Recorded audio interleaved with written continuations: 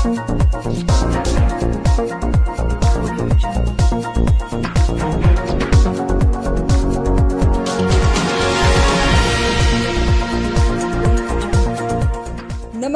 जय हिंद। आप देख रहे हैं DN7 भारत। डोनाल्ड ट्रंप के सत्ता संभालने के बाद अमेरिका में बिना दस्तावेज वाले अवैध प्रवासी घोषित किए गए 104 भारतीयों को जंजीरों में हाथ पैर बांधकर भारत भेजने के मामले में विवाद अभी बना हुआ है। अमेरिकी सेना के खास विमान में इन सभी भारतीयों को अपराधियों की तरह हाथ पैर बांधकर भारत लाया गया था। विपक्षी दल मोदी सरकार पर हमलावर है। देश में विपक्षी दल विरोध प्रदर्शन कर रहे हैं।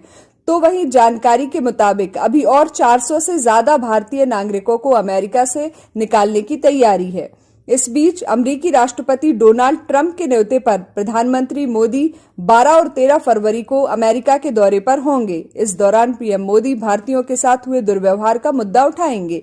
आपको बता दें कि 5 फरवरी को अमृतसर के एयरपोर्ट पर अमेरिका के प्लेन से 104 भारतीयों को कैदियों की तरह बंधक बनाकर लाया गया था, जिसके बाद अमेरिका के इस अमानवीय व्यवहार के खिलाफ देश भर में गुस्सा है। इस मसले पर क्या कहना है वरिष्ठ पत्रकार कमल शर्मा का, आइए जानते हैं। कि जब आप किसी भी रूप से अवैध रूप से वैध रूप से जाते थे, उसका विषय नहीं था। लोग आते थे, जाते थे, शिक्षा ग्रहण करते थे, कोई तो वहाँ बस भी जाता था। वो समय अलग था। वर्तमान समय में संवैधानिक व्यवस्थाएं, अंतर्राष्ट्रीय कानून, ये सब बड़े मजबूत हो चुके हैं।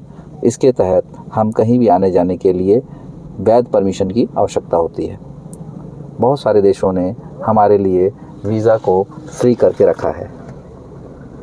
बहुत सारे देशों में हमारे आने जाने की स्वतंत्रता प्रतिबंधित नहीं है। लेकिन बहुत सारे ऐसे देश हैं जहां पर आप यदि बिना वीज़ा के, बिना किसी परमिशन के, बिना किसी अनुमति के जाते हैं तो आप अवैध प्रवासी कहलाते हैं। बस यही बात थी अमेरिका में हमारे भारत से गए हुए लोगों की, जो वहां अवैध रूप से प्रवास कर रहे थे। डोनाल्ड ट्रंप के जीतने के बाद वहाँ की वर्तमान अर्थव्यवस्था की समस्या ने उन्हें मजबूर किया कि वहाँ के ऐसे लोगों को देश से बाहर करे जो लोग अवैध रूप से रह रहे हैं और रोजगार कर रहे हैं। निश्चित रूप से यह विषय हर देश के साथ है, हमारे देश के साथ भी है। बहुत सारे अन्य देशों के लोग हमारे भारत में भी अवैध रूप से रहते हैं, जिसमें बांग्लादेश का नाम विशेष रूप से आता है।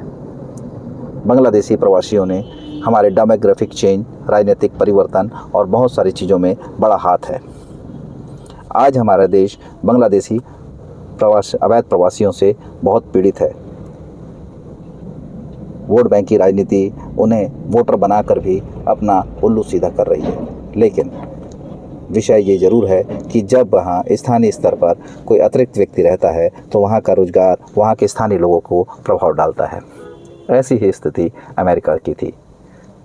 अमेरिका के राष्ट्रपति ने कठोर कदम उठाते हुए अवैध प्रवासियों को, पूरे विश्व भर के अवैध प्रवासियों को वापसी का निर्णय लिया।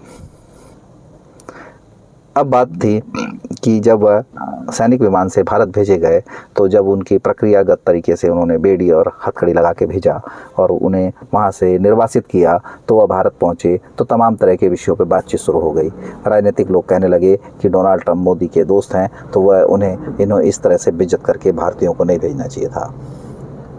लेकिन एक बात गंभीर सोचने वाली है कि जिस जिलालत से वह अमेरिका पहुंचे थे, उसकी जरा आप कल्पना करिएगा, उस ढंग की रूट की कल्पना करिएगा जिस शब्द का पंजाब से शुरुआत होता है, जिस नाम को पंजाब से पाया जाता है, डंकी, कूदते फांदते हुए किसी देश में प्रवेश कर जाना।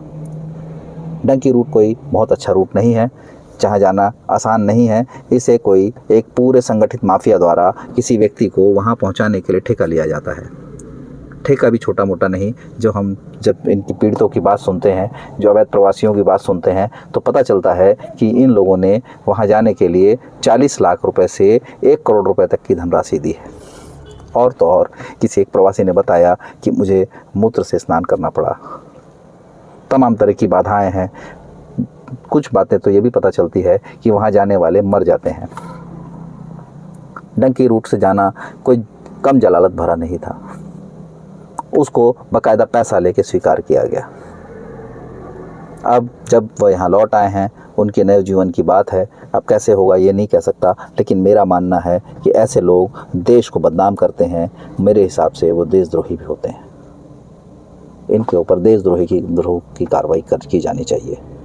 कहीं ना कहीं नियंत्रण करने के लिए ऐसे अवैध प्रवासियों को कैसे रोका जाए, उसका हमें निर्णय करना चाहिए।